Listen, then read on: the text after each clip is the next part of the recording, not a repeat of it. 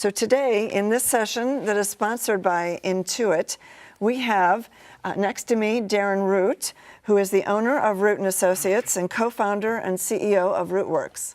Next to Darren is Jim McGinnis, leader of the Intuit Accountant and Advisor Group. Next to Jim is Stacy Kildall, owner and operator of Kildall Services. And at the far end of the table, co-anchoring this event with me, is Alexandra DeFelice. Alexandra is senior manager of Moore Stephens North America.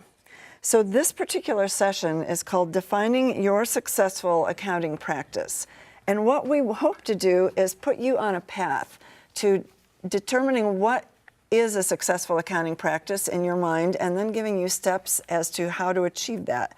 So let's just kick it off with talking about what is a successful accounting practice and how do you know what it is and when you've got it. Would you like to start, Darren? I'll be glad to. Cool. I like to define a successful accounting practice as one that really, it's a business that supports the life you want to live. So that's kind of different for all of us.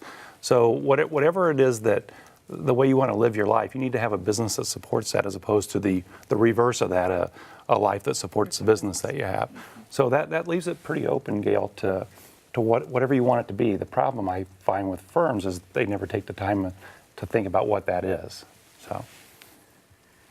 So what are some typical examples of success that accounting firms define? Want me to say that? Yeah, go ahead. Yeah, I'm sure you can say it much better than I just did. Typical things for success is, having the freedom to choose what you get to do each day, doing things that you love to do, doing it in a way that allows you to do it from anywhere, anytime, generating enough revenue to support the life that you want to live. So again, it's a little different for everybody, but usually it's just having freedom, the freedom to make choices, to live the life the way you want to. Yeah, I agree. So what are you guys seeing out there in the accounting world in terms of firms that may be trying to go down this path of determining success? So what I see is a lot of times everything it's really changing. The landscape is changing. A few years ago, nobody was really doing anything online, and now most people are trying to get online, whether it's taking QuickBooks and hosting it with a hosting service or moving to QBO, which I want all of my clients to do that. But I think what's happening right now is a lot of them are trying to figure out what to do. They don't really, a lot of the pro advisors and the accounting people that I'm talking to, they know they need to do this, but they really don't know how to get there because there are a lot of different options. So that's kind of what I'm seeing. They know they have to do it, they just don't know really how to get there right at this point. Well, how does getting online get you to a point where you could call yourself successful?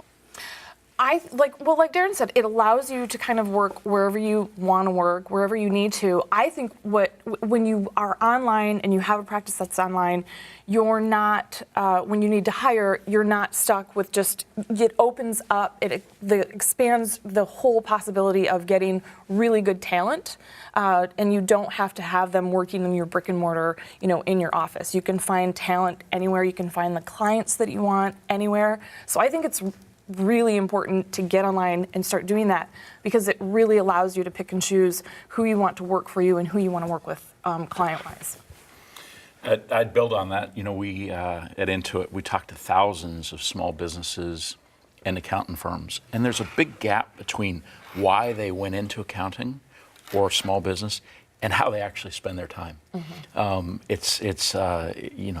did it because they have a passion for clients, they have a passion for a particular industry or vertical, and then they find themselves tied to a desk with a bunch of drudgery that they didn't really anticipate. What online can help, in having the right tools saves you the time and allows you to do what you like to do and the reason you first got into the business, as opposed to being forced to do things you don't love. And the time saving too is a huge factor, because you're not going from client to client to client. You're not spending that time going out. I mean, you can do that if you want, but when you're working remotely with them, you can work less and you can actually double your revenue doing that, because you're not spending that time making those appointments and going out and doing that stuff on site. You can collaborate with video tools, video conferencing, and you don't have to wait to get their data anymore. And it really, that's the huge thing, is the time saver. And when you're not online, you get to a point where you either can't take any more clients on because you don't have the time, or you have to start hiring. And there's a lot of people out there still who really don't want to have to hire, and they really don't want to have to manage a lot of employees. They just want to be that sole practitioner. To me, Gail, I mean, certainly when you and I started practicing, which was more than 10 years ago, yeah, the definition of work back then was showing up to the office at whatever time, 6, 7, 8 o'clock, and working behind a desk until whatever time, 6, 7, 8, 9, 10 o'clock, right? And that was work, and then you went home. And now what online does, at least for me, is it frees me up to allow my life and work to sort of blend. I think people are having a hard time making that transition because it's hard because there's not as many boundaries as there was going and sitting behind my desk and leaving my desk. But it gives me the freedom to choose, if at 5 o'clock I want to have dinner, with my son and my daughter and my other son, or do whatever, or with my wife, I can do that, and then I can work sitting on the couch or on the beach. That's what online does for me. It frees me from the sort of the bondage of sitting behind my desk. And that's huge, I think. And then it allows me to collaborate with anybody that I work with in real time, which is another really, to your point, huge time saver. Yeah. It makes sense if you're the owner of the firm, okay? But what if you have some staff, and what do you allow to leave the office and what don't you? Is there? I mean, is the answer, let everything go? I don't think people are at that point yet where they're willing to let their employees take everything, all the client information on their laptop to their home or to the beach or whatever. Well, and that's the thing is for me and for my staff and my team, we're a completely distributed team. My admin is in Ohio. My partner, the person who works with me and does a lot of the client work, she's about 45 minutes away. She's still in Michigan, but she's about 45 minutes away. All of our firm files are stored online, so it's not a matter of taking it. She just has access to it. So I can't remember the last time I printed anything. We use all of our, like I said, all of our firm files are online. Most of our clients are on QuickBooks Online. If they're not, if they're desktop, then they're hosted. So for me, it was never an issue of letting her take anything with her. It was just giving her access to it. And so I think that's and you can decide what access they have. So I can share certain files, in our firm files. Okay. I don't have to give her access to everything. So you can pick and choose what they have.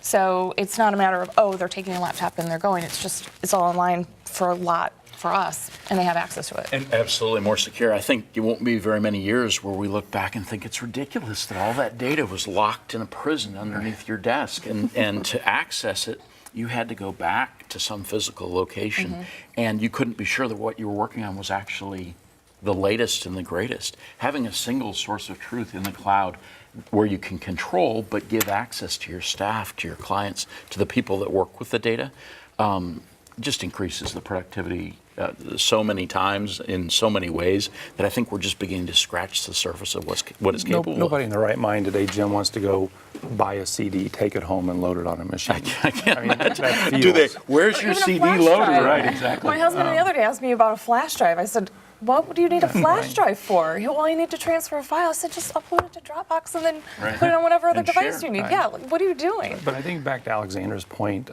which I think is a really good one. What employees do you allow to have access? Maybe they're not downloading them, but who are you going to give access? Right. And who are you going to let just work from wherever? I think it's an important question that you guys obviously have to deal with a lot to add into it because of the quantity of employees that you have. But even in my business, we have about 32 total employees between Root & Associates and RootWorks, and I have employees around the country. And what I have found is employees you have to figure out how to build trust. There are certain employees that you can build trust with, and they work really well remotely. And there are some employees that aren't as trustworthy maybe, or aren't ready to work remotely. Or it's just not their thing. I mean, that happened. The first person I Sure. hired, she was really totally excited, couldn't wait to start working from home. 6 months in, she came to me and she said, I hate it. I absolutely hate it, Right. and I don't want to do this. So you really have to find the right staff and the right team to do that. Well, because it's a discipline and it's a change of lifestyle. You know, I mean, I have the luxury of being able to work from anywhere in the world if I want to, but I have an office and I like my routine and I like going in. But it's great sometimes on a Friday or there's a snowstorm and I look outside and I say, I'm not leaving the house. And it is a great luxury, but it's a privilege, you know, and I don't necessarily think that everyone in the firm should automatically be given that privilege. I would agree. And it's up to the firm owner. Where the tools come in is making sure that it has the capability to give the access and take the access away, granular permissions, that sort of thing. And also, again, we talk about time savings. Time savings means increased productivity, and that means you can hire more of the kind of people you can trust and want to work with, rather than having to hire anybody, you know, from Home Depot to come in and deal with what's under your desk. It's much stronger.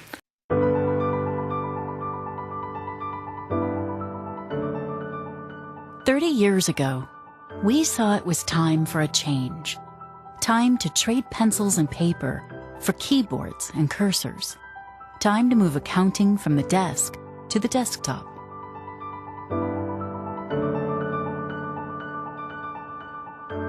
And when we did that, we set something in motion. Something big. New tools led to new ways of working, which led to new opportunities for saving time. Innovation built on innovation. And suddenly, the world had a new address. A whole new way of doing business. We harness the power of the internet, giving you new ways to save time and connect with your clients, to help fuel your success, and just as importantly, their success. But a funny thing happened. The faster everything moved, the more valuable time became. Your time, your client's time. So we found ways to give you back more of that time. We helped you and your clients move to the cloud and do more, faster, with less technology. We worked with you. Together, we spent our time thinking about your time. And now, all that thinking and collaboration has paid off. Introducing the new QuickBooks Online Accountant. The most efficient way ever to manage your client's books. With a new client dashboard, accountant-only tools, and the built-in Pro Advisor program, every aspect has been designed with just one goal in mind: saving you time. The new QuickBooks Online Accountant. It's your time. Okay, we've talked a little bit about success in an accounting firm, and I think both Darren and Stacy were talking kind of on the same wavelength in terms of success, maybe giving you the freedom to work from different places. Maybe the automation part of that success is defined as not having to spend as many hours working. Let's broaden that a little bit and talk about accounting firms in general and how. And I think, Darren, you mentioned in the very beginning that a lot of accountants just don't have the time to sit down and figure out what success is because they're just too busy working, or maybe they have a lofty goal of, you know, I'm going to be successful because I'm doing all this work, but they haven't really laid out a plan. So I assume the first step to actually making a plan for success is to define what success is in your firm and in your life and with your colleagues. So how do you actually do that? How do you take that first step? You know, I think what I find, Gail, we've done a lot of polling through RootWorks, and we find that 95% of firms have never taken the time to even create a vision of what they want to end up with. And the majority of firms are small practitioners, right? So they have no idea what the end in mind even looks like. I mean, we're talking about over 95% of firms do not know what they want. And so when you start trying to define success and you haven't defined what you want, it becomes a really nebulous sort of thing.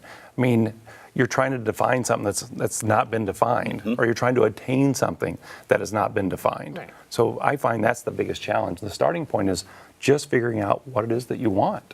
Stop long enough to say, hey, this is what I really want my firm to look like. Because once you write that down, once you start communicating that to your staff and your team, it's amazing what happens. You know, I see over and over again that the number one issue with the profession is staffing. I believe the number one issue is leadership. not staffing. It's not like we have less people in the world. It's not like we have less people in the accounting programs. Right. It's not like we have less CPAs. Right. People today don't want to follow non-leaders. Right. We have a leadership crisis, not a staffing crisis. I'm sure Apple doesn't have a problem hiring. I'm sure you guys don't have a problem hiring because the leadership is so solid. People want to buy into that vision. Yeah. So that's what we have to get accounting firms thinking about, I think. I think so. Now, Jim, you see a lot of accountants and a lot of accounting firms in the course of your work life. So when you see firms that look successful or that might even say that we have achieved our level of success, this is where we wanted to be in order, what does that look like? Yeah, I would build on what Darren is saying. I think that they had a picture of what they were trying to achieve and they wrote it down. That is such a key part because if it's not written down, there's no shared vision. You just can't operate. I think that the vision then set them up for success because it unified their organization. And I think it empowers their team because everybody's rowing the same way towards the same objective. And they can have accounting firms can have very different definitions of success. But the one thing that all the successful ones have in common, Yeah, and when I talk to other accounting, like pro advisors and other accountants, and they think that they have to have a really elaborate business plan and all, and I said you don't have to do that. For me, when I first started my business 10 years ago, it was literally just a notebook. And I wrote down what I wanted to do in 5 years, and then I broke it down. I'm a big fan of small bites. So you break it down. This is where I want to be. This is how many clients I want to have in 5 years, and these are the types of clients that I want to have. And how am I going to get to that in 5 years? Well, let's look at this year, and then let's take this year and break it down. And all you have to do is write it down. And I think you said something about making sure that your team and your staff is all a part of it. And so that's what we really sat down this year. Shannon and I sat down and we said, okay, what types of clients do we want? So for our 2015 planning, these are what we want. We have a very specific, pinpoint type of client that we want to look for, and that's who we want to deal with. And I think everybody needs to feel like they're part of it and they have, a say in it, and their opinion matters. Because if they're not on board, it's nothing's going to happen. That's right. Yeah. Then that's leadership. So what happens when your current clients don't fit into that model? We have this conversation a lot, firing your clients, but people just don't do it. They hang on to them. So my thing, and I have like a standard line that I will tell them, is our firm is moving in a new direction, and I think that you would be better served working with a different pro advisor. And then I will actually refer them to 3 or 4 other pro advisors that I think that they might work better with. Do you tell the pro advisors in advance that you're doing that? Yeah, and I say here, I have this client and this is who, it's just not working out. If they're just a horrible, crappy client, I'm not going to refer them out to anybody. I just simply will tell them, I just did it. We just fired a client because he did not respect our time, our experience, and what we had to offer. He actually it was a she actually emailed and said, I've been trying to get an appointment with Shannon, and the last 2 times she was too busy with her kids. The email said, she said, I would never let my something like that personally interfere with my business. Wow. And that right there, that's not a client we want to work with. So I flat out told her, we're done, and I actually refunded her her whole fee for that month that she'd already paid, and just said, thank you, no thank you, we're done. Because you don't respect us and our family and our time and our experience. So sometimes you just have to fire them. I think there's in our accounting firm, we have about 1,000 clients. So there was a time when everything that we did was on our servers, and on our clients' boxes in their offices. And as we developed a bigger, better vision, we looked out and said, really what we want is a collaborative client base, a collaborative firm. So what happens is you have this client base that has been a certain way for a long time, and now you've sort of moved the cheese on them and said, I want it to be over here. And I'm not going to go fire all 1,000 of my clients. I can't, right? So the challenge is, I've always found that those clients break into 3 groups. Well, first of all, there's one group that's really easy, which is all new clients. All new clients can go into your model, Yep. right? Then you have this group that really trusts you. They'll do whatever you ask them to do. Yep. It's usually about a third of your clients. You move those over. Then you have a group of people that actually take some selling and leadership, and you have to meet with them and start moving them. And then you have a third that you have to really decide whether they're going to be a good fit or not. Yeah. And ultimately, you either have to decide whether you're going to keep them or not keep them. But that takes some time. I mean, I wouldn't start necessarily with those. I would start with the low-hanging fruit, Yeah. move all those, but eventually it becomes so painful to keep clients that are not a good fit. Yeah, and To they- Stacy's yeah, point. And they dig in their heels and they Right. don't want to do it. So at that point, you know, you've got your model together, you can go grow your model, and it's easier to sort of let those go. Again, starting with the vision, which clients do you fire? You don't know unless you have written Until you down figure what it you out. want to be. And the other thing that I'd encourage at Intuit, we talk a lot about finding the best wheel makers. There are other firms who likely have a similar vision or trying to accomplish the same thing. Seek them out, learn from them. You'll have a lot more courage to do the right thing if you're working with somebody who's already well down that path. And they're out there. Yeah. I would agree. Yep. And one thing too that you said is they take a little bit of selling, and that's what I always, when I do any kind of consulting or coaching work with other pro advisors, and they say, well, I don't know if these clients are going to want to move over to this, and I say, well, that's where you have to find out what the pain point is. What is the block for them? Is it they don't want to have to learn a new product? Is, you know, like they don't know that you're going to get the work done because you're not going out there and they don't physically see you. Like you have to talk to them, and it's a big thing is communication. Find out what that block is for them, and then say, well, okay, now I understand why you don't want to do this, but look at what we can do, and this is how this is going to change it. So it's really about communicating. And then there's others who just, like you said, they're not going to do it. There's going to be some attrition. I think the key to selling is figuring out why it's good for your client.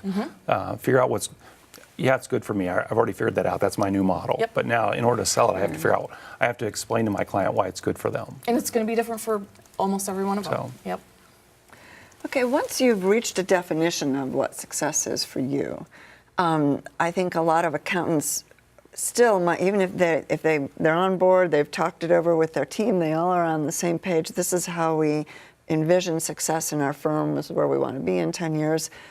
I think often it's the case that then they put that away because they're too busy, and they keep doing what they're doing. So how do you? Like Stacy said, the small bites. What are the little pieces, the little steps along the way that get them to where they want to be? Because it's too overwhelming to get there all at once.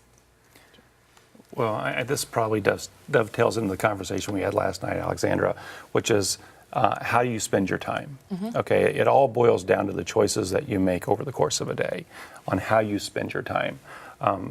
Accounting firms didn't get to where they are, which is buried in work, you know, at every level by accident. There's lots of deadlines, there's things going on, there's choices that get made every single day that have gotten firms to where they are. The only way to change that is to change the cycle, right? To make different decisions. And I think what firms have got to start doing, the owners have got to figure out the value of planning. Can you imagine if your leadership spent no time in planning your strategic direction, what it would be like for Intuit, right? Same thing happens with accounting firms. The owner has got to find time. And the reality is after they realize they have to find time, the next day they're still the same 8 hours or 24 hours. So they got to start thinking about how do I spend that? And I was telling Alexandra last night, I like to think of it as from the perspective as I have 100 gallons of gas that I get to spend every year, okay? I get to use up that 100 gallons. I can use 20 gallons of that answering emails. I can use 20 gallons scheduling appointments for myself. I could use 20 gallons doing all my own personal errands and things like that. Or I can, but at the end of the day, I still only have 100 gallons. Right. I could spend 90 gallons, you know, strategically planning my firm, or 70, or whatever the number is.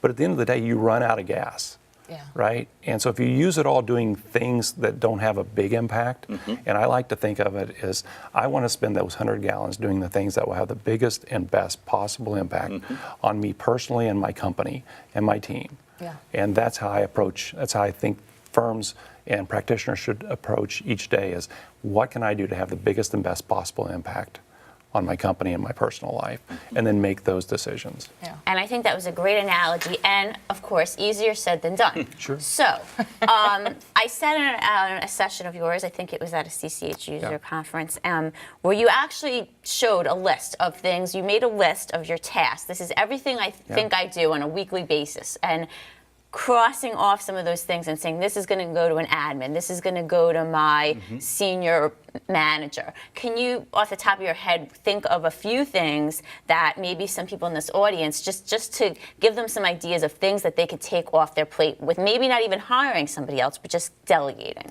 Sure. I mean, email is one of the first ones. I mean, think about all the emails you get over the course of a day. My guess is that 10%, 15% of those really require your energy to deal with. All the rest could be dealt with by somebody else. In my case, my personal assistant.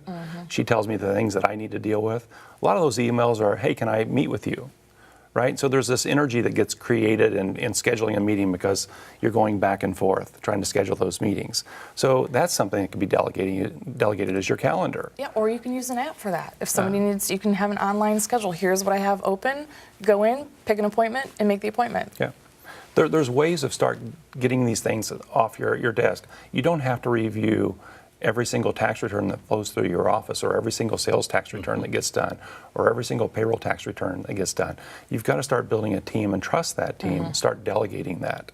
The problem is most accountants like to cross every T and dot every I, and they struggle to get out of their own way. They're so busy doing that they can't get into the running of the business mentality. And I'd build on that. If your most important client called, Stacy, would you agree to meet with them for an hour? Yeah. So if you think of yourself and the hour planning as the most important client call, schedule an appointment with yourself. Yeah. People don't have the courage a lot of times just to put in desk time or time with me or planning time or whatever. And once it's in your calendar, you're going to respect it just as you would respect a meeting with a client. Yep, exactly. And there's an hour. Yep. But I think, Alexander, you have to start just making some small gains. If you just gain 5 hours a week from not answering emails or scheduling appointments, that's 5 hours you can spend planning. Or maybe that's 5 hours a month. But it's just something to get you started. And then the snowball starts getting bigger. It gets better. So who monitors you who, other than yourself? How can you check in with yourself to make sure that you're doing this? So for me, I make sure, I tell Shannon all the time, like, where are we? Make sure, like, I need you to tell me if I'm off course, and she did it last night. And is she your assistant or your partner? She's pretty much my partner. Okay. And we had a conversation a couple months ago, and I said, if this ever happens again, let me know. And she emailed me last night and she said, so you realize you only answered one question of the 3 that were asked. And I said, oh, thank you for calling me out on it. And I, did that. So I make sure that my team calls me out when they see me sort of straying off course, or when I'm like, just pull me back in. Like, that's what I need you to do. And that's what I think makes a really good team. I go off every 3 months for at least a full day by myself. And I have a series of things I work through. I get back connected with our vision to see how we're doing with our vision. I get connected with the things, I like to call it my entrepreneurial focus, which is the things that that will have the biggest and best possible impact. And I look at it over a 3-month period of time. So if I do this every 3 months, I'm looking out 3 months and I'm asking myself, what can I do this 3 months that will have the biggest and best possible impact on my personal and professional life? So I'm constantly staying connected to that. I'm looking back over the last 3 months and saying, did I do things that had the biggest and best possible impact on my personal and professional life? This is not hard. It's routine. It's taking the time. So if you will actually physically take the time every 3 months, and the problem is every 3 months when it's time for me to do this, I don't have time. I'm just as busy as everybody else is. But it's making yourself take the time and scheduling it, to Jim's point, and going and doing it. That's how you do it. It's not harder than that. That is what it is. Yeah. And it specific and measurable, and then hold yourself accountable. I think these are just sort of basic tools. So, and accountants are good at that, right? Yeah. So say you're going to do an hour of planning a week, and then look back over your Outlook calendar every month and make sure you did your hour. And if you didn't, do something different. Yep. It's about discipline is really what it boils down to. Yeah, it really, really is. Welcome to the new QuickBooks Pro Advisor program. You've come to the one-stop shop for everything you need to grow your practice, now accessible directly from the QuickBooks Online Accountant. The Pro Advisor dashboard displays your current Pro Advisor level and gives you access to all your member benefits in one place. Unlock even more benefits by moving to higher membership levels. You can move up the levels by either getting QuickBooks certified or doing business with more QuickBooks Online clients. You can easily access a list of your benefits from the top of the dashboard. To start growing your practice, first click the Get Certified blue button on the right-hand side of the page. Certification helps you distinguish your practice and deliver expertise. Plus, certified pro advisors can grow their businesses faster through our popular Find a Pro Advisor online directory. Under the Certification tab, you'll find training designed to grow your expertise and prepare you for your certification exams. Once you're certified, click the Profile tab to create a listing on the Find a Pro Advisor online directory, where over 600,000 small businesses find certified pro advisors just like you every year. Here, you'll find tips on creating a profile that will improve your ranking and generate more leads. Under the Training tab, discover more than 70 basic and advanced QuickBooks courses, giving you the skills you need to take your practice and your clients' businesses further. The Discounts tab gives you access to QuickBooks software discounts for you and your clients. Click the Resources tab to access tips, tools, and sample documents designed to help you grow your practice. Visit Notifications to keep track of important monthly updates from Intuit and the QuickBooks Pro Advisor program. If you're interested in supporting QuickBooks Desktop clients, you'll be able to enhance your membership with a QuickBooks Desktop add-on, which gives you access to additional desktop certifications, more desktop software, dedicated desktop support, and special desktop discounts. Now that you know your way around the new QuickBooks Pro Advisor program, you're ready to start growing your practice. Get started today by clicking on the Get Certified blue button to unlock more benefits for you and your firm, and to discover everything the Pro Advisor program has to offer. So we're talking about what makes up a successful accounting firm, and we talked about defining success, and then we talked about trying to reach levels of success and developing a plan and making that plan measurable and making yourself accountable in terms of following through on that plan. Otherwise, we think it won't get done. But let's talk about the firms that try and have a plan and they put themselves on the path and in the direction of success, but things get in the way. And whether it's too much work or unexpected situations or staff loss or some crisis or another, or just procrastination or for whatever reason, let's look at the firms that get off track and that are not following their plan. How can those firms regroup, and what can they do to put themselves back in the mode of achieving success? I would say have somebody help you, and we actually went through that. We have a specific type of client that we like to work with. And this year, we sort of got off track with that. And we took on some work that, at the end of the day, we really didn't enjoy doing it. And I mean, we still, we did a good job on it, but it was tough. And we realized, man, we do not want to do this type of work anymore. And so we made the decision I have someone now working with me for marketing and planning, and I finally hired somebody to help me come in and do it. Tell me how to do this, because I totally got off track with it. So I think that's one way to do it, is you have to know what you're good at. And this is something where I realized I'm not good and I need some help with this, or I'm not as good as I thought maybe I was. And so find somebody and spend the money. That's the thing too, is you have to invest the money in having somebody help you do that. Like, if that's all they do, but I had to listen to my own advice, because this is what I tell my clients all the time.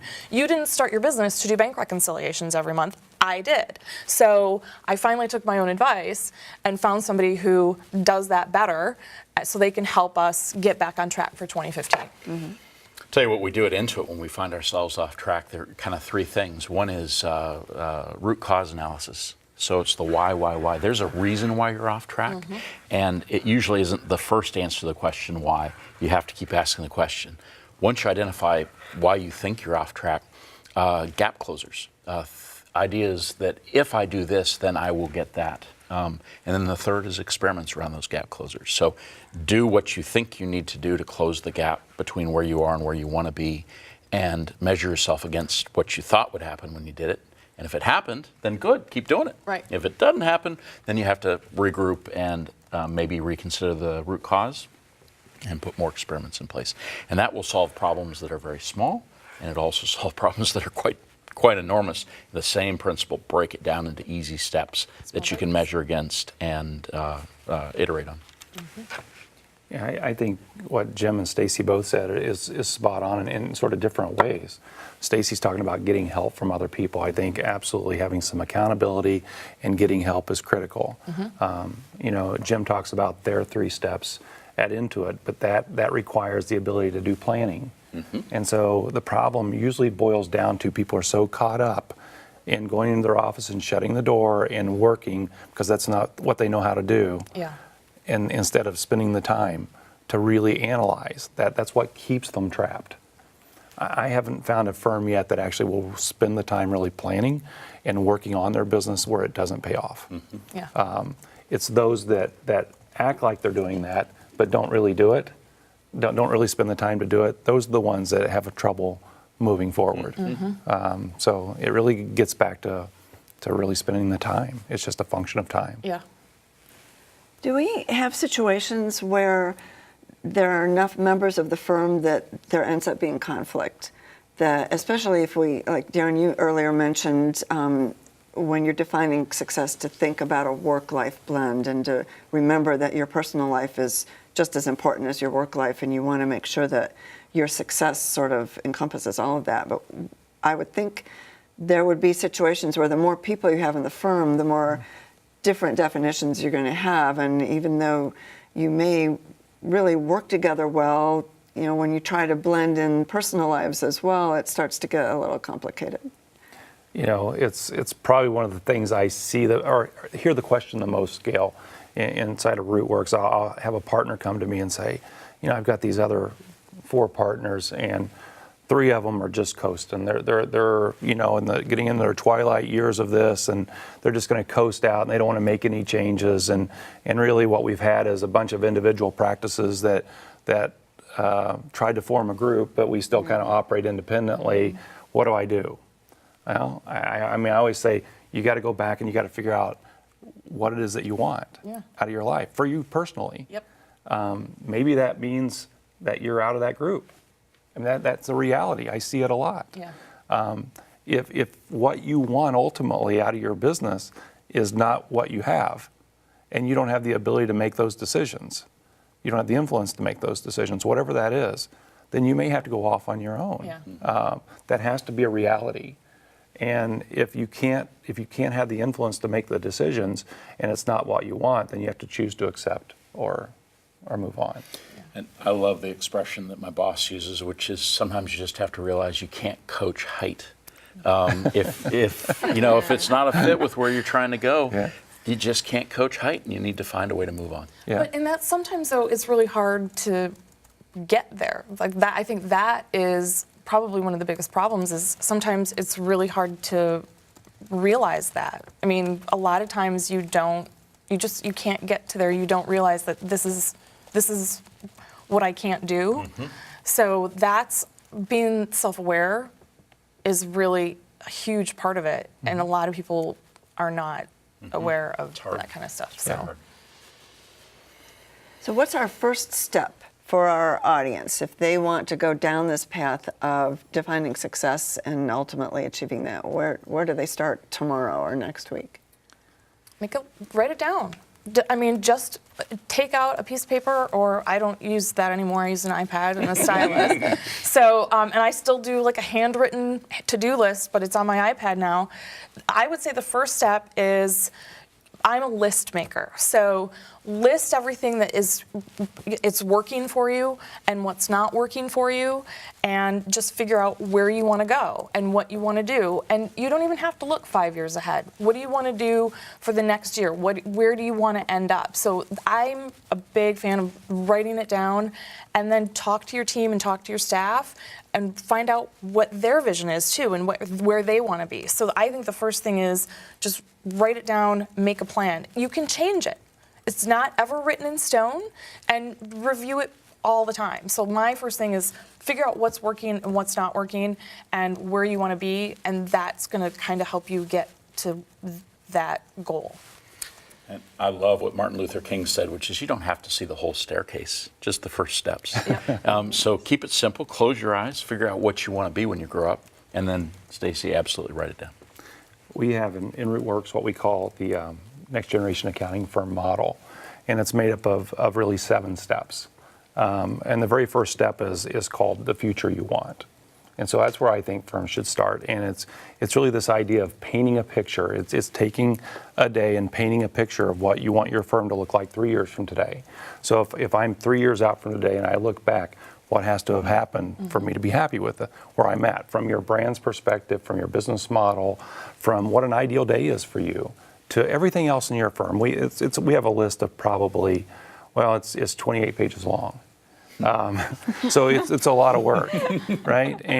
But you're really identifying what it is that you want this to look like. You're getting real clarity.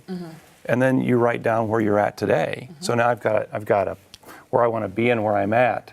And then you start bridging those gaps. It's very methodical, the way it works. And I would think, as Jim pointed out, closing your eyes, just actually imagining yourself in that role 3 years from now, what that's going to feel like, would help you really put that together. Welcome to the new QuickBooks Online Accountant. Let's take a look inside. Our first stop is the Client Dashboard. This is where you can see, access, and dig into client data. Your Client Dashboard shows the status of your bookkeeping and payroll clients, tells you which clients need attention, and lots more. Click these column headers to sort your Client Dashboard any way you want. To add a new client, click this button. You can add all your clients, not just the ones who use QuickBooks. If your client uses QuickBooks, one click takes you right into that client's books. Here's the Accountant Toolbox. This is where you'll find the tools you'll need to work on your client's books, like reclassifying transactions and writing off invoices.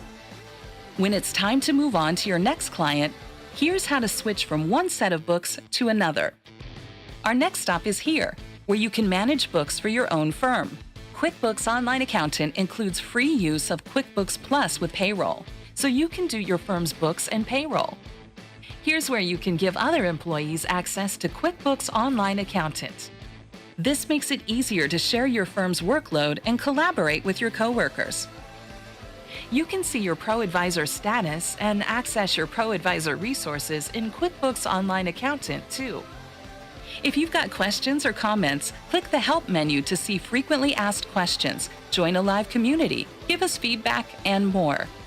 And we aren't stopping there. Even more great features are coming in early 2015. Need to request documents from clients, even if they don't use QuickBooks? First, you request a document, and then your client shares it with you. All this happens right inside QuickBooks Online Accountant. Now you know what's inside the new QuickBooks Online Accountant. Get started today. We had a question come in from our audience that isn't so much about firm success, although actually in a related way it is. But let me just read this. Can both you and the client be in the company QuickBooks file at the same time? So we're going to talk about QuickBooks for a minute. Stacey, do you want to take that? I would love to take that. So it depends. My first question would be my first part of my answer would be to ask, are you using QuickBooks like desktop, or are you using QuickBooks Online? So if you're using desktop, my recommendation would be to put it in a hosted environment and just get multi-user. So go to the file menu, switch to multi-user mode. Yep, you guys can both be in it at the same time. If you're using QuickBooks Online, which I think everybody should be, that's really easy. It doesn't matter what version, what level subscription. You can be in the same. Every subscription level has 2 accountant users, so my clients can be in it, I can be in it, my staff can be in it. It doesn't matter. So yes, and that's the beauty of QuickBooks Online, and that's, I think everybody should be on. And it's remote. You can be in it anywhere. Yep, as long as you have an internet connection and a browser, everybody can be in it at the same time. Okay. As long as we are on the topic of QuickBooks, Jim, do you have anything you'd like to add about QuickBooks? No, just how excited I am that today is the day that we actually launched QuickBooks Online Accountant. All right. This is something that I recently read, a document written in April of 2001 that envisioned that someday accountants and their small businesses could work seamlessly together. And only today has the technology and, quite frankly, the talent of the engineering team at Intuit come together to make it a reality. So very exciting. I'm so excited. Congratulations. I can't wait. And to help celebrate, we took the price of QuickBooks Online down. And so it's more affordable than it's ever been. And through QuickBooks Online Accountant, you can have a 50% discount. So Is that just for new users or for everyone? for everybody. So this is pretty exciting. Now, some of those things are going to roll out over time. So if you don't have it today, don't worry, it's coming soon. There will be a migration. There will be a migration period. That's exactly right, Stacey. But anyway, it's just such an honor and privilege to be with all of you here today on what to me is such an important day. So thank you. Wonderful. And anybody else have any wrap up before we're done? I think we hope we put you on the road to success. I just No. want to say thanks. Yeah. Yeah, thanks. It's an exciting time to be in this profession. Yeah, it really is. It's a changing time, and the people at this conference today are the people who are helping make that change happen. So thank you all very much for being here. Thank Thank you. you. Thank watching. you.